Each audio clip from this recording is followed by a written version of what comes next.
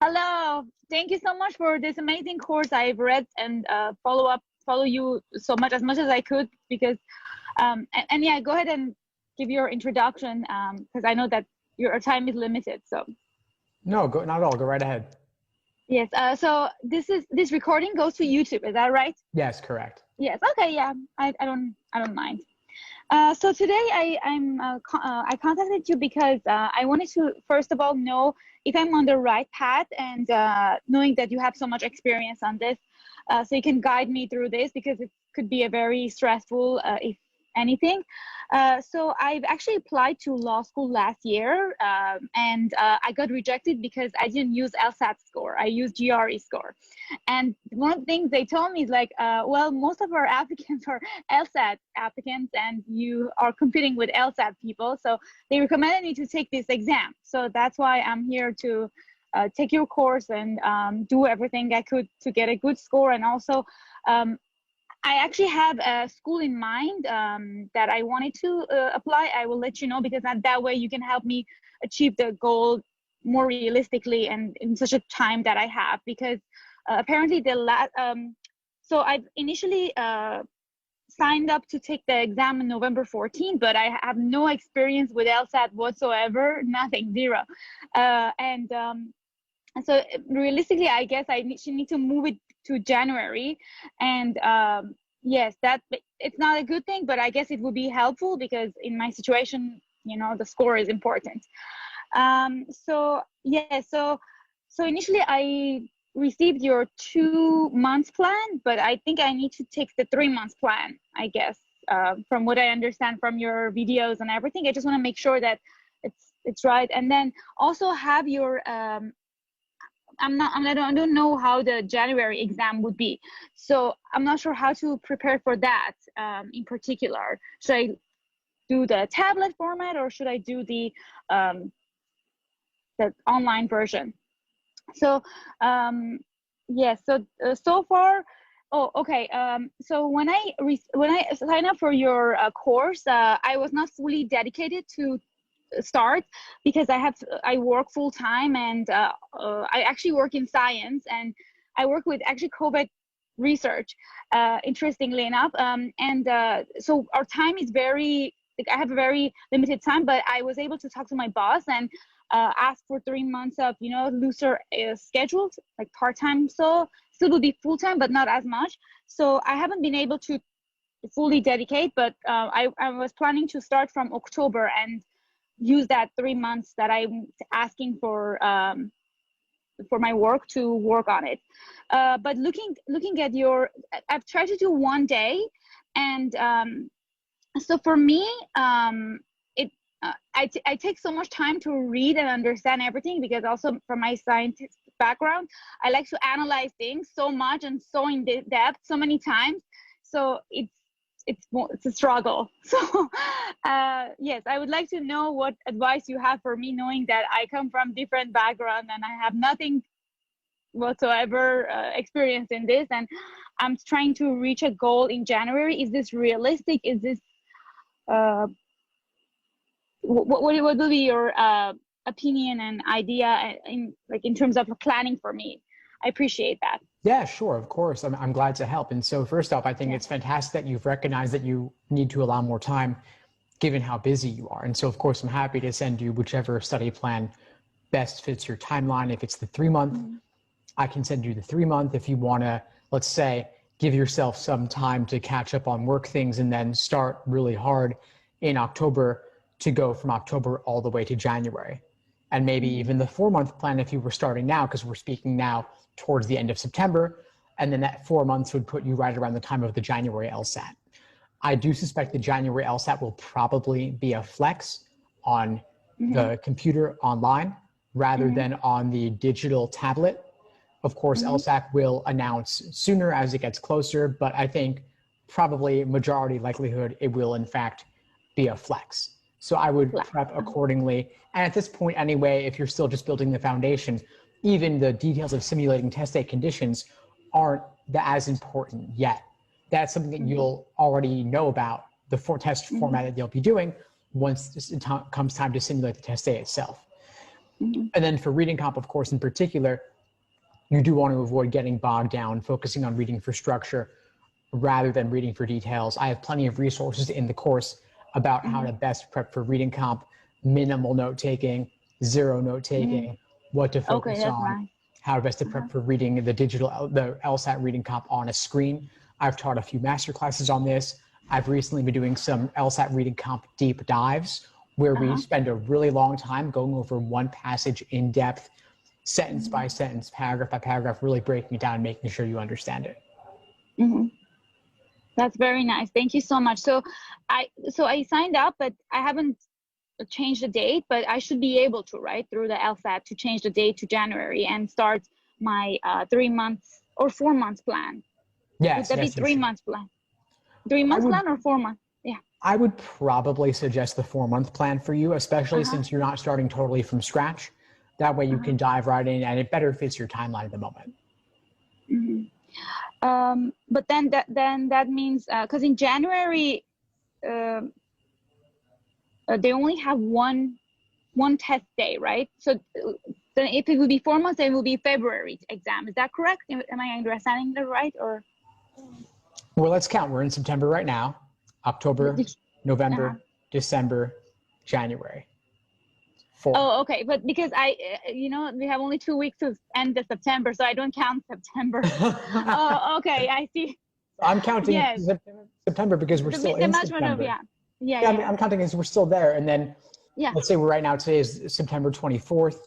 The January LSAT will be in mid-January. So that's a little less than 4 months, but you're not starting your LSAT prep today. You've already been studying a little bit already. So that's why I adjust a little bit. Like you could start with week 2 or week 3 of the schedule rather than week 1. Plus, you've already noted reading comp as being a particular area. So maybe you'll spend less time on games, more time on reading comp. Right. Okay. You can adapt it as you need. And then I know that you suggest not taking any pre-exam tests because you don't believe in, that scores matters. But in terms of what kind of numbers do I need to achieve? Looking at statistics for schools, they have all kind of means and medians and things like this.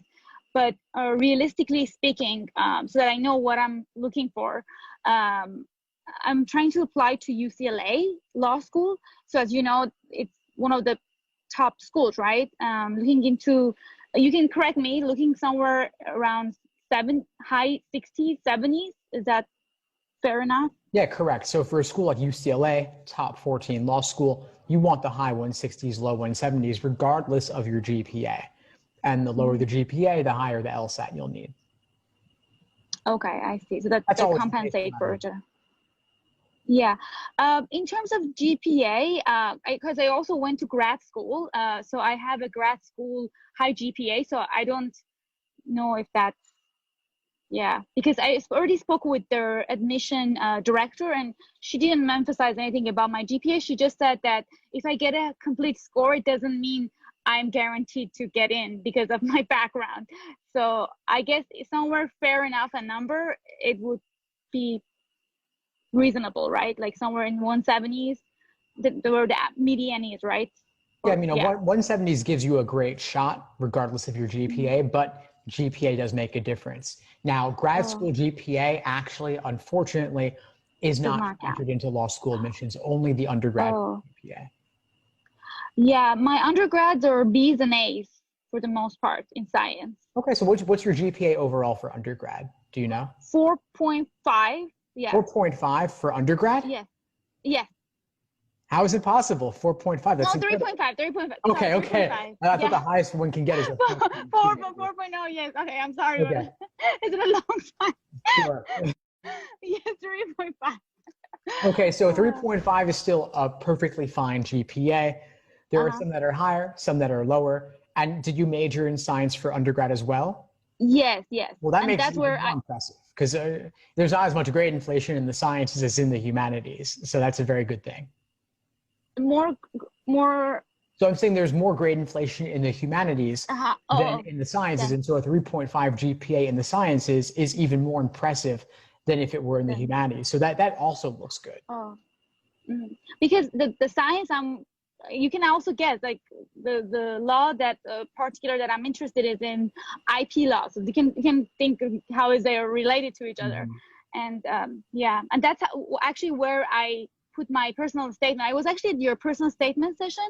I thought it was very useful for people who are in humanities because you gave them really good advice, and I also learned so much about it. Yeah. Awesome. But I'm glad yes, to hear it. about You can certainly review your personal statement as well at some point. yes, I can definitely send it out to you so you can read about it. But mine was more about work experience because I already had a experience in IP, so it helps. You know, that's why when I talk to the admission, they're like, "Oh, your background and experience is really good. I just need to see an LSAT score." That's basically what my key to getting to law school. Only an LSAT score and a Yeah. good LSAT score. Yeah. Well, So that's why fantastic. I reached out to you for help. And yes, I'm very excited to I actually found out the planning really helpful, especially for a lot of people. Even if you work and you don't work, you need a plan. If you don't have a plan and you don't have action, nothing's happening. Yeah, Yeah. exactly. Yeah. Exactly. So we're going to get you on a good plan with the 4-month plan if you're starting now through the January LSAT, January. and just follow that as closely as you possibly can, but also understand that it's a general framework. You can adapt it as necessary. So maybe you'll want to spend more time on reading comp, less time on another section, and adjust as necessary. And we can always discuss that in the class as well. Yeah, and also to let you know, years ago, 5 or 6 years, because I graduated just 2 years ago. So 5 years ago, when I took GRE, they also have a reading comp, right? That I had to learn for it. So I don't want to be overconfident, but I know that at some point I can adapt to your skills and refresh it at that level. Not being optimistic, but just know that I have some type of experience, a little bit at least, you know. Yeah, certainly. Certainly. With I mean, this. LSAT reading comp is a Yeah. bit different. It's a bit harder, but what you've done in the But past will certainly help a bit. a bit, yeah, a bit, at least knowing. Yeah, so so yes, the scheduling was my question, and also like how my plan is realistic to you and it makes sense, and the score that I should be aiming for.